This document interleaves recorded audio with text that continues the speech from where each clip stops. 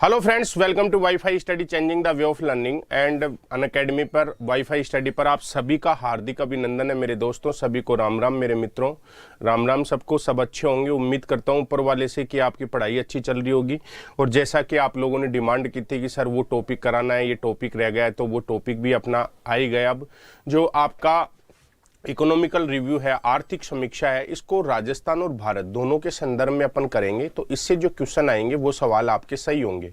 और ये मान के चलो पुलिस और आपके पटवार वाले एग्जाम में कम से कम 2 से 5 सवाल इसमें से मिलेंगे। आंकड़ों के सवाल मिलेंगे, कुछ आपके जैसे आधार वर्ष पूछ सकता है आपसे, तो ये सवाल आपको मिलेंगे। जैसे राजस्थान में भारत में कौन सी नई योजनाओं का विस्तार हुआ है वो आपसे पूछा जा सकता है।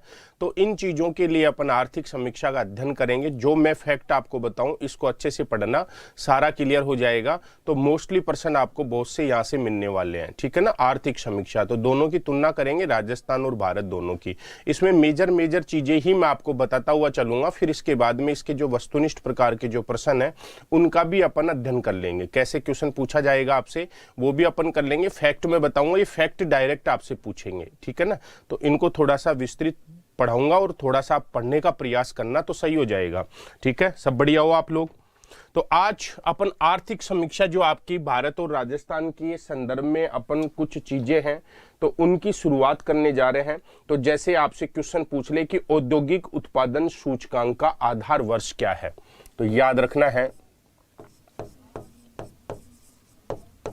औद्योगिक उत्पादन, यहां के आधार वर्ष आपको ध्यान रखना है। ये परीक्षा में डायरेक्ट आता है, परीक्षा में औद्योगिक उत्पादन सूचकांक, औद्योगिक उत्पादन सूचकांक। इसका क्या पूछेगा आपसे एग्जाम में, वो पूछेगा आधार वर्ष क्या माना गया है। आधार वर्ष क्या है, डायरेक्ट आपसे पूछा जा सकता है कि औद्योगिक उत्पादन सूचकांक का आधार वर्ष क्या है। तो याद रखना है 2011-12, ये आपको ध्यान रखना है। डायरेक्ट ये फैक्ट आपसे पूछा जाएगा 2011-12, बस यही आंसर देना है आपको। अगर आपसे क्वेश्चन टाइप में ये लिखा हुआ मिले, ये आपको क्वेश्चन मिल जाए कि औद्योगिक उत्पादन सूचकांक का आधार वर्ष क्या है, तो आपको याद रखना है 2011-12, ये आपको ध्यान रखना है। सीधा बस ये फैक्ट पूछेगा, आपको डायरेक्ट आंसर पे टिक करना है। अब आप आरएस मुख्य परीक्षा दे नहीं रही हो जिससे कि आपको ये पूछे कि औद्योगिक उत्पादन सूचकांक होता क्या है, किस किस का ये ज्ञात किया जाता है, तो सिर्फ आपको तो बस आधार वर्ष याद रखना है। दूसरा आपसे पूछ सकता है थोक मूल्य सूचकांक। क्वेश्चन टाइप में मैं लिख रहा हूं थोक मूल्य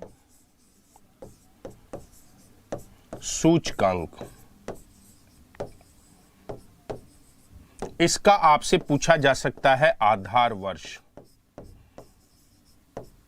आधार वर्ष क्योंकि अक्सर एग्जाम में यही पूछता है, ध्यान रखना। थोक मूल्य जो सूचकांक है उसका आधार वर्ष 1999 2000 है, ये आपको ध्यान रखना है। और ये कई बार एग्जाम में आ चुका है, 1999 2000। आरएस में भी डायरेक्ट ये पूछा जाता है, ऐसे उठा के दे देते हैं कि थोक मूल्य सूचकांक का आधार वर्ष क्या माना गया है, तो 1999 2000, ये आपको याद रखना है। क्लियर है। तो पहला औद्योगिक उत्पादन सूचकांक 2011-12, थोक मूल्य सूचकांक 1999 2000। अब बात करेंगे अपन औद्योगिक श्रमिकों के लिए उपभोक्ता मूल्य सूचकांक। अरे यार नीरज सर वो कहां चले गए, अब एक मिनट रुको, थोड़ा सा ये बोर्ड ग्रीन बढ़िया था पहले, स्लाइड लग गई सारी।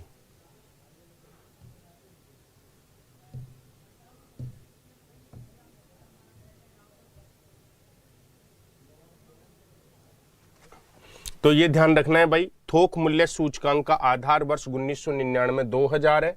अब आगे की अपन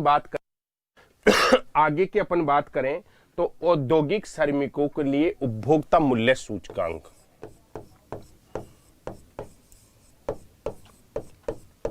औद्योगिक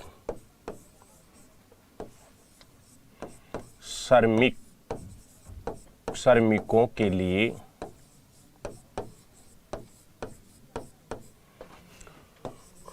उपभोक्ता मूल्य सूचकांक। ये पूछ लेता है आपसे, ये क्वेश्चन टाइप में मैंने लिख दिया, औद्योगिक श्रमिकों के लिए उपभोक्ता मूल्य सूचकांक का आधार वर्ष। इसका भी आपसे क्या पूछा जा सकता है, आधार वर्ष। इसका आधार वर्ष क्या है ये ध्यान रखना है। औद्योगिक श्रमिकों के लिए उपभोक्ता मूल्य सूचकांक का जो आधार वर्ष है वो है आपका 2001, याद रखना है 2001। अब इसके लिए आपसे ये पूछा जा सकता है कि इसके केंद्र कहां कहां पे हैं, यानी कि औद्योगिक श्रमिकों के लिए उपभोक्ता मूल्य सूचकांक के केंद्र, ये केंद्र आपसे पूछा जा सकता है। और ये केंद्र आपको याद रखना है जयपुर, अजमेर, भीलवाड़ा। हमारे कहां कहां पे हैं, जयपुर, अजमेर, भीलवाड़ा।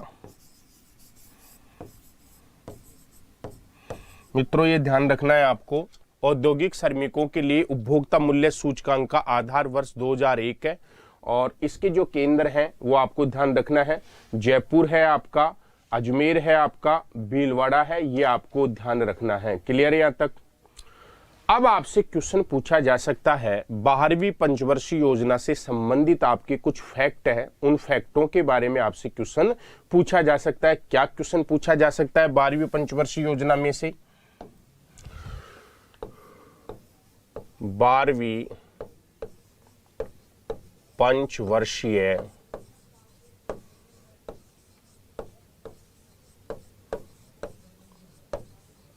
योजना, 12वीं पंचवर्षीय योजना में से जो आपको क्वेश्चन पूछेगा वो ये क्वेश्चन पूछेगा कि 12वीं पंचवर्षीय योजना में, 12वीं पंचवर्षीय योजना में सर्वाधिक व्यय किस पर किया गया था। और दूसरा पूछा जा सकता है आपसे कि 12वीं पंचवर्षीय योजना में न्यूनतम व्यय या खर्चा किस पर किया गया, ये आपको ध्यान रखना है। आपसे क्वेश्चन पूछा जा सकता है कि 12वीं पंचवर्षीय योजना है उसमें सर्वाधिक खर्चा किस पे हुआ, न्यूनतम किस पे हुआ। तो याद रखना सर्वाधिक खर्चा हुआ ऊर्जा पर, सर्वाधिक खर्चा किस पर हुआ, ऊर्जा पर। अगर ऑप्शन में ऊर्जा नहीं आए तो सामाजिक सेवा पर, सामाजिक एवं सामुदायिक सेवाओं पर, सामाजिक व सामुदायिक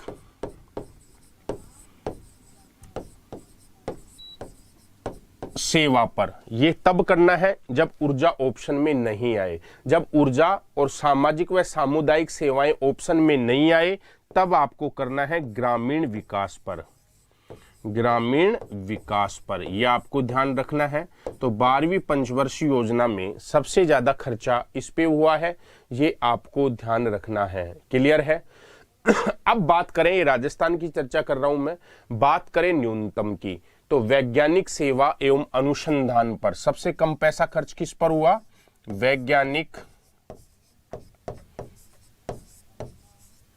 सेवा व अनुसंधान पर, वैज्ञानिक सेवा व अनुसंधान पर। याद रखना है राजस्थान में न्यूनतम खर्चा किस पे हुआ, वैज्ञानिक सेवा व अनुसंधान पर। अगर ऑप्शन में ये नहीं आए तो उद्योग और खनिजों पर, जब ऑप्शन में ये नहीं आए तो उद्योग व खनिज पर।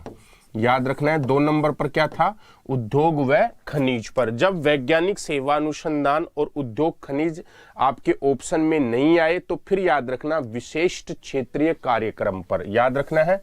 फिर कौन सा आ जाएगा, विशिष्ट क्षेत्रीय कार्यक्रम। क्षेत्रों में जो कार्यक्रम संचालन किए गए हैं, जो योजनाएं संचालित की गई है उनके ऊपर। तो ये ध्यान रखना है। राजस्थान में 12वीं पंचवर्षीय योजना में सबसे ज्यादा पैसा खर्च किया गया ऊर्जा पर। ऑप्शन में ऊर्जा नहीं आए तो आपको राइट मारना है सामाजिक सामुदायिक सेवाओं पर। ऑप्शन में ये नहीं आए तो ग्रामीण विकास पर। और आपसे पूछे कि राजस्थान में 12वीं पंचवर्षीय योजना में न्यूनतम खर्चा किस पर हुआ है, तो याद रखना है पहला है वैज्ञानिक सेवा एवं अनुसंधान पर। ऑप्शन में ये नहीं आए तो याद रखना है उद्योग और खनिज। अगर ये दोनों नहीं आए तो जो क्षेत्रों में, राजस्थान के जिलों में या क्षेत्रीय भागों में जो कार्यक्रम संचालित करती है गवर्नमेंट, उन क्षेत्रों के लिए याद रखना विशिष्ट क्षेत्रीय कार्यक्रम में। क्लियर है? यहां तक क्लियर है? अब अगली मैं बात करूं तो इस 12वीं पंचवर्षीय योजना में आर्थिक वृद्धि का लक्ष्य सबसे ज्यादा किसमें रखा गया है? आर्थिक वृद्धि का लक्ष्य, ये पिछली बार पटवारी में पूछा हुआ है। वृद्धि का लक्ष्य, आर्थिक वृद्धि का लक्ष्य, यानी कि जो आपकी 12वीं पंचवर्षीय योजना है उसमें सबसे ज्यादा वृद्धि का जो लक्ष्य है वो किस किस में रखा गया है, तो याद रखना है फर्स्ट नंबर पर आपकी कृषि, ध्यान रखना है पहला किस में? कृषि। 2 नंबर पर आपका उद्योग, पहला आपकी कृषि है, 2 नंबर पर आपका उद्योग है, और 3 नंबर पर आपका सेवा सेक्टर है। 3 नंबर पर क्या है आपका? सेवा सेक्टर। ये आपको ध्यान रखना है। तो अब इसमें अगर आपका इसका आर्थिक वृद्धि का जो लक्ष्य है कृषि, उद्योग और सेवा, ठीक है ना, अर्थात इसका मतलब यह है कि हमारे अर्थव्यवस्था को सुचारू रूप से चलाने के लिए जो सर्वाधिक वृद्धि का लक्ष्य रखने की बात थी वो किस किस में थी? कृषि, उद्योग और सेवा सेक्टर में। समझ में आए ना? अब ये भी आपको याद रखना है जो कृषि है आपका, ये अर्थव्यवस्था के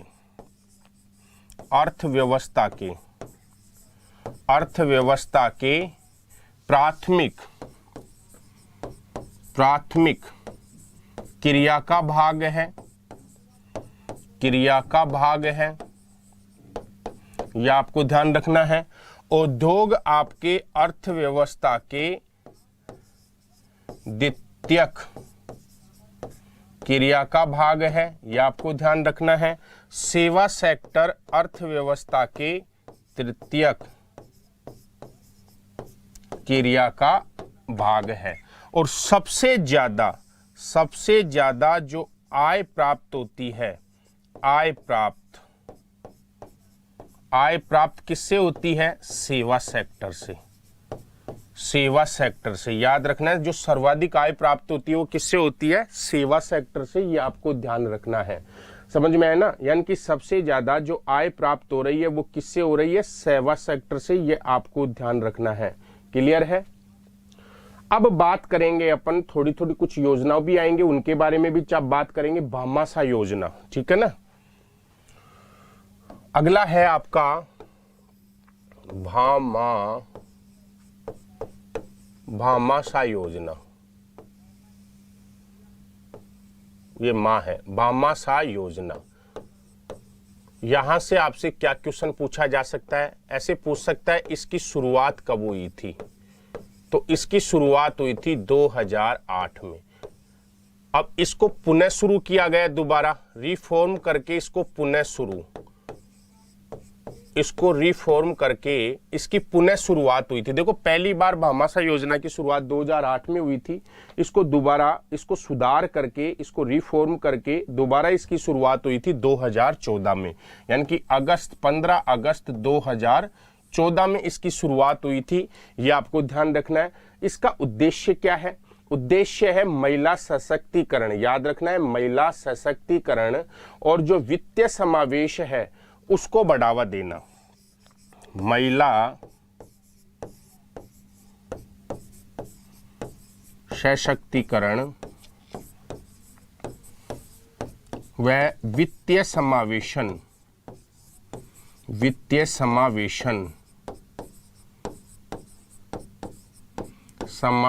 को बढ़ावा देना, ये इसका उद्देश्य है। याद रखना है भामाशाह योजना की शुरुआत 2008 में, पुनः शुरुआत 2014 में हुई थी और इसका उद्देश्य था महिला सशक्तिकरण और वित्तीय समावेशन को क्या करना, बढ़ावा देना। याद रखना इसमें नगद लाभ सीधे खाते में आते हैं। जो नगद लाभ सरकार आपको देती है, नगद लाभ,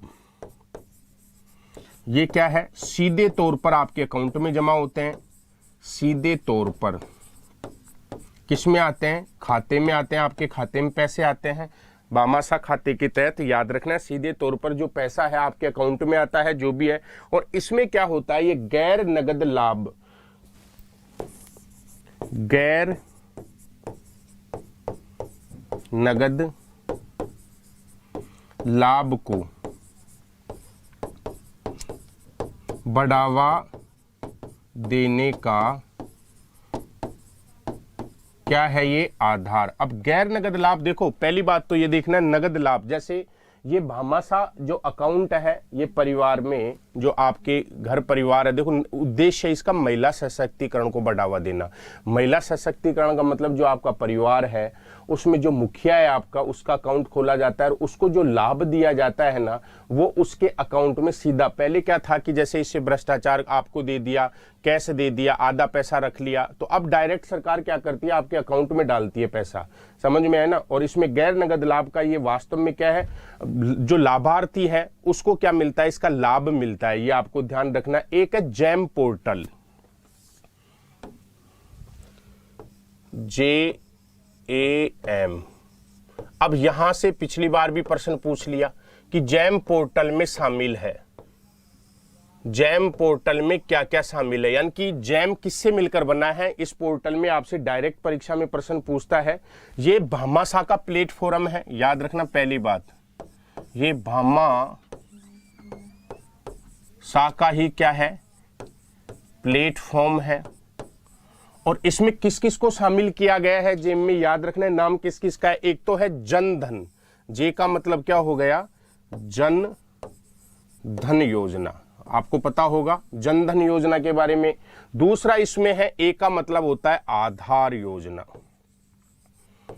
आधार योजना, जन धन योजना। दूसरी कौन सी हो गई आपकी, आधार योजना। ए का मतलब क्या हो गया, आधार योजना।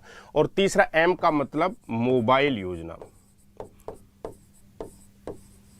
ये तीनों को मिलाकर बनाया गया है जेम पोर्टल। याद रखना है परीक्षा में आपसे प्रश्न पूछा जा सकता है। ये त्रिस्तरीय व्यवस्था है।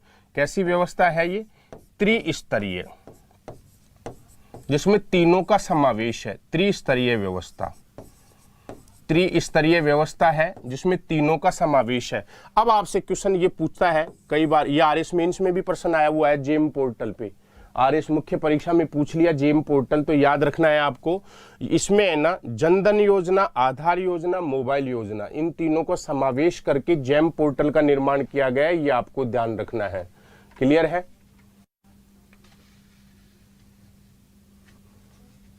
क्लियर ये तो ये ध्यान रखना है।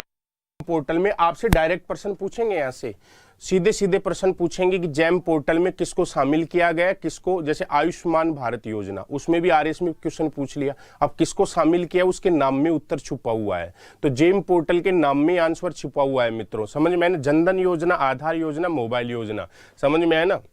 तो ये आपको ध्यान रखना है जेम पोर्टल। क्लियर है यहां तक का मामला,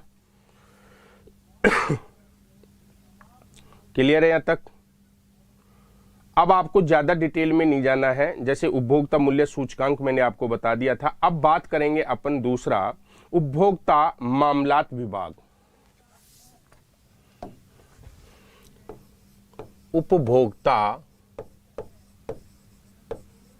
मामलात डिपार्टमेंट,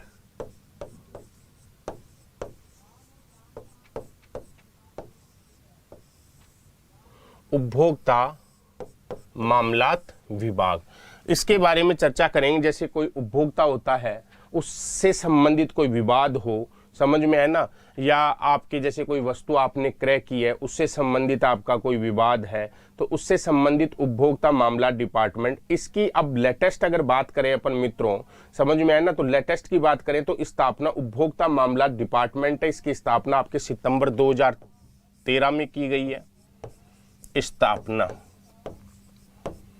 सितंबर 2013, याद रखना है सितंबर 2013 में इसकी क्या की गई है, स्थापना की गई है, ये आपसे पूछा जा सकता है, ठीक है ना। और इसने एक पुस्तक निकाली है, जागृत उपभोक्ता सशक्त उपभोक्ता, याद रखना है, इसने एक पुस्तक निकाली है उपभोक्ताओं के लिए, जागृत उपभोक्ता, जागृत उपभोक्ता सशक्त उपभोक्ता,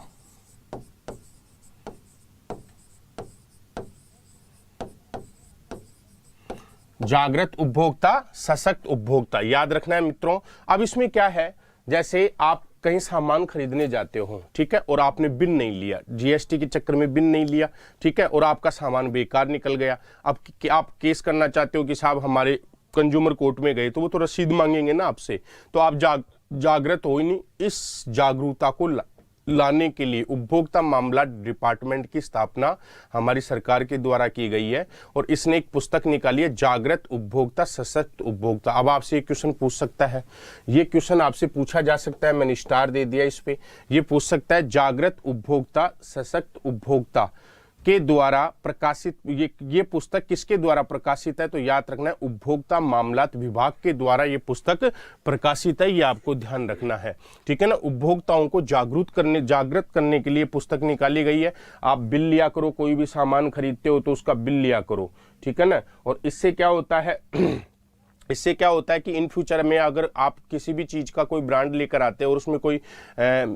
प्रॉब्लम आती है, तो आसानी से आपको उसको या तो रिफंड मिलेगा, पैसा मिलेगा, या फिर आपको वो सामान दूसरा बदल के दिया जाएगा। क्लियर है।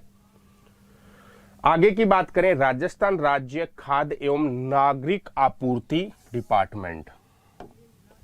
अगला है राजस्थान राज्य खाद्य एवं नागरिक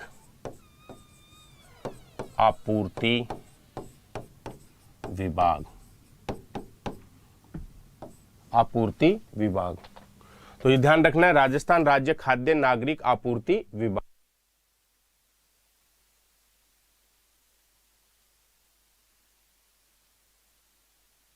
तो याद रखना है राजस्थान राज्य खाद्य एवं नागरिक आपूर्ति विभाग, ये आपको ध्यान रखना है। तो इसकी जो स्थापना है,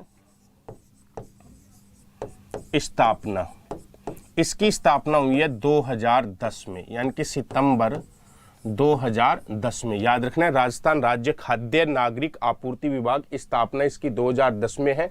अब यहाँ पे क्या है, यहाँ पे राजस्थान में जो आप ब्रांडेड चीजें खरीदना चाहते हो, वो आपको वस्तुएं सारी ये एक ही जगह उपलब्ध कराता है। यहाँ पे ब्रांड वाली वस्तु, ब्रांड वाली समस्त प्रकार की वस्तु, समस्त प्रकार की वस्तु, समस्त प्रकार की वस्तुओं को उपलब्ध करवाना, उपलब्ध करवाना, यह आपको ध्यान रखना है। राजस्थान राज्य खाद्य नागरिक आपूर्ति विभाग, इसकी स्थापना सितंबर 2010 में हुई थी, और इसका उद्देश्य था ब्रांड वाली समस्त प्रकार की वस्तुओं को उपलब्ध करवाना। एक ही जगह आपको सारी विभिन्न प्रकार की जो ब्रांडेड वस्तुएं हैं, समझ में है ना, तो ये, और किस नाम से कराता है, राज ब्रांड के नाम से उपलब्ध कराता है। ये भी आपको ध्यान रखना है, राज ब्रांड के नाम से, राज ब्रांड के नाम से ये वस्तुएं उपलब्ध कराता है। ब्रांड वाली, कौन सी ब्रांड वाली, राज ब्रांड वाली वस्तुएं एक ही जगह। अब आपसे ये क्वेश्चन पूछा जा सकता है कि राज ब्रांड नामक की समस्त वस्तुओं को उपलब्ध कराने की जिम्मेदारी किसको दी गई है, तो आपको याद रखना है राजस्थान राज्य खाद्य नागरिक आपूर्ति विभाग को दी गई है, ये आपको ध्यान रखना है। क्लियर है।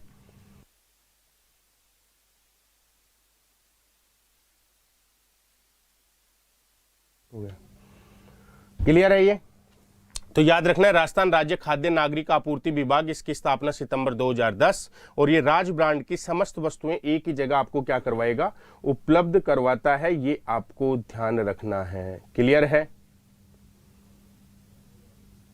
अब अगला है राष्ट्रीय खाद्य सुरक्षा मिशन। राष्ट्रीय खाद्य सुरक्षा मिशन, राष्ट्रीय खाद्य सुरक्षा मिशन, ये आपको ध्यान रखना है। ये पहली बात तो केंद्र सरकार का कार्यक्रम है। केंद्र सरकार का क्या है कार्यक्रम, ये कार्यक्रम किसने चलाया है, केंद्र सरकार का कार्यक्रम है, ये आपको ध्यान रखना है। इसकी शुरुआत हुई थी 2007-8 में, इसकी शुरुआत हुई थी 2007-8 में। अब याद रखना है ये जो राजस्थान में चल रहा है, ये राजस्थान के 14 जिलों में तो याद रखना है क्या मिलता है इस कार्यक्रम के तहत, गेहूं मिलता है। याद रखना है राजस्थान के 14 जिलों में इस कार्यक्रम के तहत क्या मिलता है, गेहूं। और याद रखना है 11 जिलों में, राजस्थान के 11 जिलों में इस कार्यक्रम के तहत क्या दिया जाता है, मोटा अनाज। याद रखना है तो आपसे परीक्षा में प्रश्न पूछे तो टोटल जिलों की संख्या कितनी हो गई, याद रखना है 25।